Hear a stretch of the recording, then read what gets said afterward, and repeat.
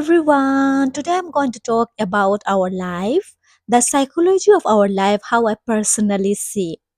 I feel every person is like our Lord Hanuman. As we all know, Hanumanji is very powerful, but sometimes he forget his strength. Someone have to remind him, and then he remembered, oh yes, I have this power inside me.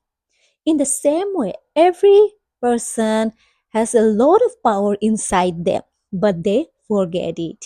Life starts to feel heavy.